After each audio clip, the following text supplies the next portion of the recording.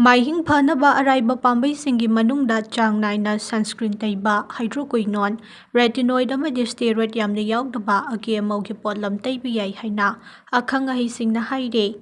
Akhang-ahayisingna phangdorakpagi matung idna maihing layengba haibasi chang naina medication tauba, creamsingda maihing kokhanba ngamba potlam yauba sizinaba amadi professional dermatologist singna hairakpa kanglonsing chumna chatpa mathau tai. Maram aduna ayuk nungthulgi matamda yumdagi mapan thokpa matam khakta natana yum manungda leibadasu SPF 30 dagi tadaba broad spectrum taigadabane. Nongmagi sunscreen amuk taikhre haina leithokpagi mahut pung ani khudingi amuk hana taiba mathau tai.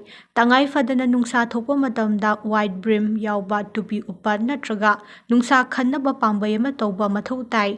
Thawong sing asigi mathakta maihing haying mathi leiba mi sing makoina sizinariba AKMOgi potlam singda hydroquinone yauba natragana hydroquinone, retinoid natraga steroid hariba component ahumasi punna yauba cream taiba yai. Karigumba hariba component singasi taibada chanadaba thoklabadi azelaic acid, kojic acid natraga vitamin C yauba cream sing taiba yai. Nakalamaromda ka hena mahing natraga haying mathi leiba mi singde dermatologist tanaraba matung chemical peeling, laser, light therapy natraga microneedling tauba adumak yai haina akhang-ahayisingna makhatana haire.